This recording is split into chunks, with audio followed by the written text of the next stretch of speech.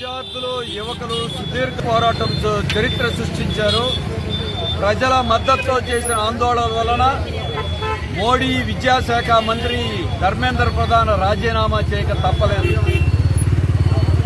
అత్యంత పాశవికంగా అణిచివేయటానికి ప్రయత్నం చేశారు. పోలీసులు విద్యార్థుల్ని టెర్రరిస్టులాగా చూసి వాళ్ళ మీద లాఠీలతో మేకులు పెట్టినటువంటి లాఠీలతో కొట్టడం అంటే కనీసమైనటువంటి మానవత్వం ఉందా వాళ్ళకి? ఇదే కాదు, పెల్లెట్ గన్స్ అని వాళ్ళు కాల్పడం ద్వారా మొత్తం శరీరంలో అణువు కూడా గాయాలతో అయిపోయినటువంటిది. ఇది ఎవరి మీద ప్రయోగించేది? శత్రుదేశం మీద దాడిలాగా విద్యార్థుల మీద వాళ్ళ దాడులు చేశారు. బీహార్లో అయితే AK-47 తుపాకుల్ని విద్యార్థుల మీద కాల్పులు జరపడానికి ఉగ్రవాదుల వీళ్ళు ఒకటి కాదు ఎన్ని దుర్మార్గాలు చేశారు. దీనికి బాధ్యత వహించాల్సింది మోడీ, అమిత్ షా. వాళ్ళ ఆదేశాలు లేకుండా ఢిల్లీలో అయినా ఎక్కడైనా పోలీసులు ఈ పని చేస్తారా? మరి ఇది అయిన తర్వాత ఇక దిగిరాక తప్పలా. మోడీకి తిరుగులేదన్నారు.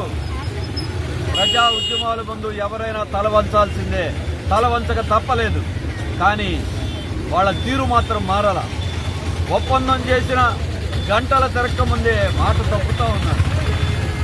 పోలీసు కేసులు ఉండవని చెప్పారు, కానీ అరెస్టులు కొనసాగుతూనే ఉన్నాయి. ఇంకా జైలులో ఉన్నారు. నిర్బంధం కొనసాగుతూ ఉంది.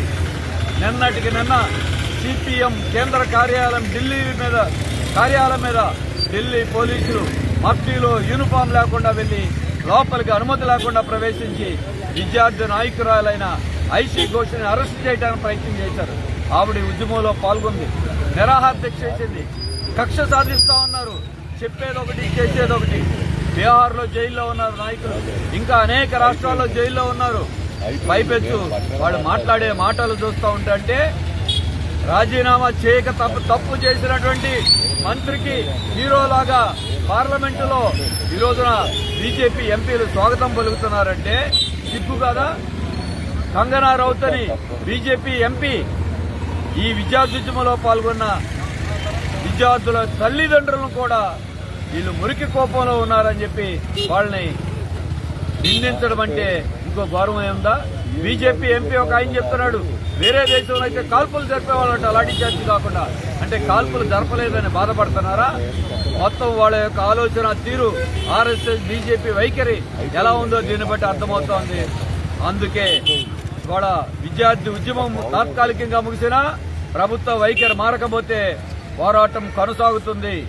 అంతే. ఈ నిర్బంధానికి వ్యతిరేకంగా వాళ్ళందరం కూడా పోరాడాలి. ఈ ఉద్యమానికి మద్దతును ఇవ్వనటువంటి వాళ్ళు, ఈ ఉద్యమం దాడి చేసేవాళ్ళు చరిత్రహీనులుగా మిగిలిపోతారు. ఆంధ్రప్రదేశ్లో ఉన్న నాయకులు చంద్రబాబు నాయుడు గారు, లోకేష్ గారు, పవన్ కళ్యాణ్ గారు విద్యార్థులు కనపడలేదా? ప్రజాస్వామ్యం మీద దాడి కనపడలేదా? మీరు ప్రతిపక్షంలో ఉన్నప్పుడే ప్రజాస్వామ్యం కావాలా? మోడీకి భజన చేస్తారా?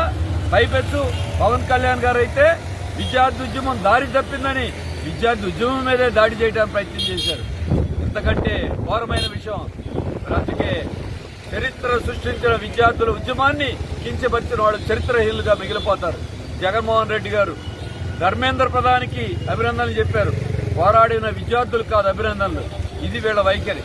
అందుకే మీ నాయకులు ఎలా ఉన్నా, పార్టీలు ఎలా ఉన్నా, దేశమంతా రాష్ట్రమంతా జన్జీ యువత కానీ విద్యార్థులు కానీ ప్రజల మద్దతుతో పోరాడుతున్నారు.